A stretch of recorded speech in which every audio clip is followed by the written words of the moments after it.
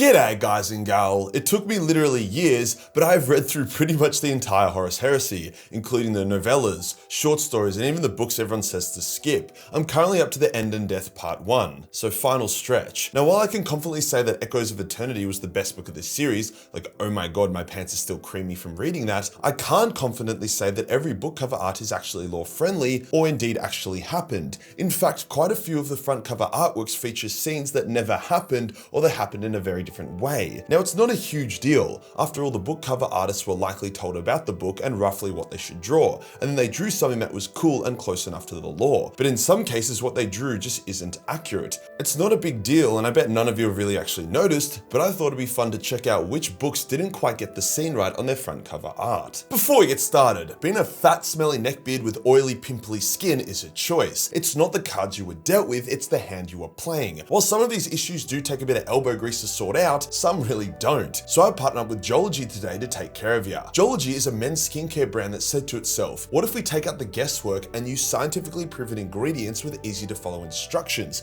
And bam, the best skincare company I've ever used in my admittedly biased opinion was born. All you do is fill out a quick survey and a custom skincare routine will be sent to your door. For me, my morning cream has sunscreen in it because I live in this burning skin cancer ridden hellhole called Australia. Now you're probably wondering if this actually works. Well, this was me years ago, before Joology. As you can see, I have bags under my eyes, my skin is oily, and I look rough. Years later, I look better than ever. So yeah, it does. So that's your oily, pimply skin sorted. However, Joology also offers a range of nice smelling natural deodorants, shampoos, and body washes to sort out the smelly part. Bam, that's like half your issues gone in one fell swoop. So to get a massive 100% off your first skincare package, that's right, it's literally free to try, as well as 50% off optional add-ons, then use my link, QR code on screen, or code Majorkill100. It's literally free, guys, give it a go. Cheers to Joology for sponsoring this video. Today we'll go over each Horus Heresy book cover which is just flat out wrong or gets the scene not quite right. Firstly because it's kind of fun, but mostly to say fuck you to all the neckbeard twats that are like,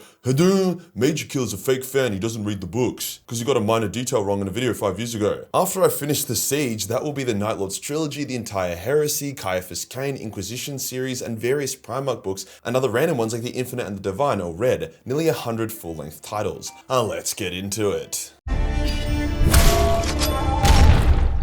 Okay, so some of these are going to be pretty nitpicky, as it wasn't like the book cover artist just went rogue and drew some random shit that wasn't relevant. I can always understand, even when the scene is wrong, why they might draw it like that. There are also some book covers that are so generic that while they don't specifically depict a scene from the lore exactly, the characters or themes shown are relevant, so I can't really call them out for it. For example, covers like Horus Rising, Fallen Angels, 1,000 Suns, and so on. So with that said, the first one on our hit list is The Flight of the Eisenstein, a gripping tale of Nathaniel Garrow's desperate escape from the Isfahan atrocity to warn the Imperium of Horus's betrayal.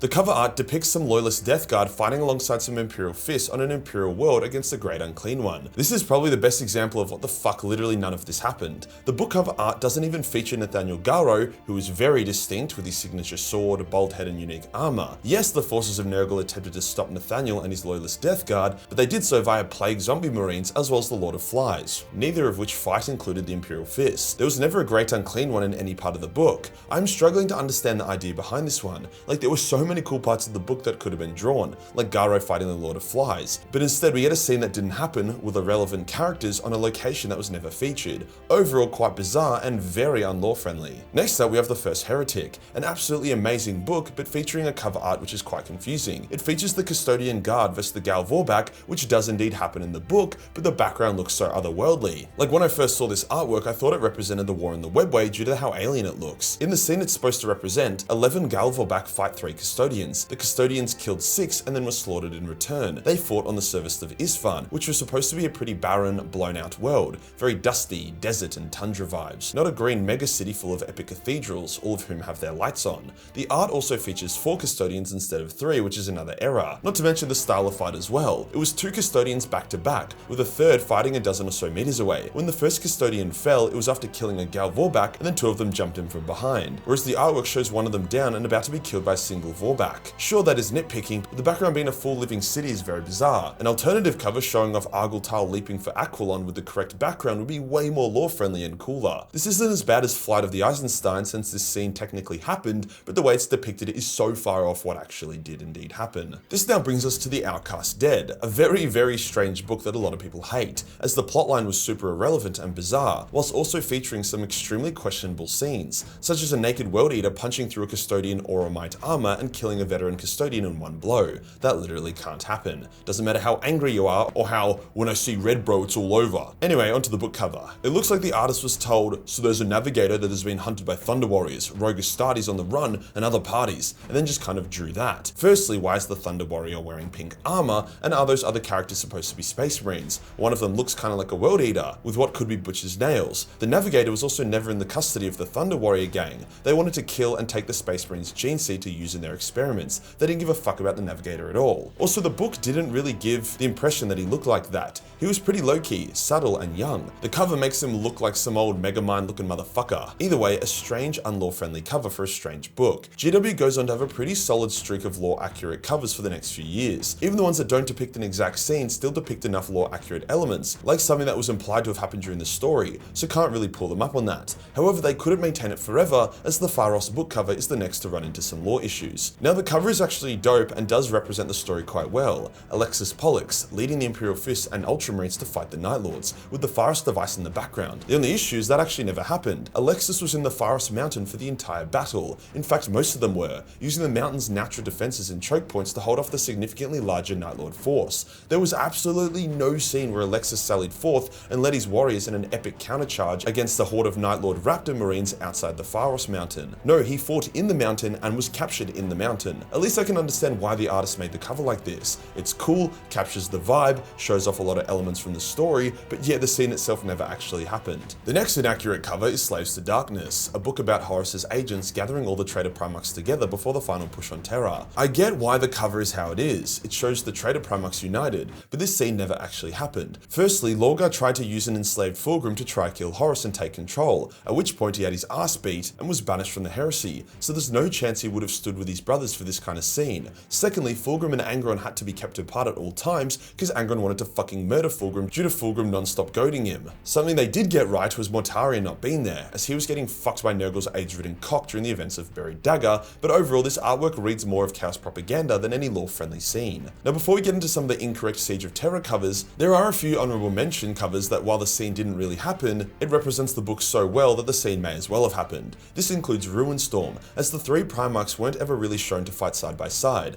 always commanding their legions from different positions during the events of the book. Even the final showdown had Sangunius separated from the line in Gilliman. Master of Mankind shows the Emperor in the webway with his custodians, which didn't happen until the end of the book, and when it did, it was a frantic, violent fuckfest. He wouldn't have had a moment to strike a regal pose. There's a few more extremely nitpicky stuff we can point out, but there's no real point or value to it, so let's now check out the Siege books. A lot of these covers are pretty off, starting us off with Saturnine, which depicts Angron Leroy Jenkins charging at a high up balcony in the Imperial Palace, surrounded by Imperial Fists and Custodian Guard. The presence of a Custodian force, who by this point were a rare valued commodity, implies that this area was important and likely deep within the palace. Now at this point, the Emperor's anti-demonic shield was in place and was strong. Demons were struggling to manifest on Terra and had no chance of manifesting in the palace. Angron kept throwing himself against the shield, only to be deflected time and time again. The book makes a big point of that. At no point did Angron land on a balcony deep within the palace and massacre a bunch of custodians. It was only at Echoes of Eternity was the shield weak enough for Angron to attack wherever he wanted. It's almost like the cover shows Angron's goal during the book, but never the reality.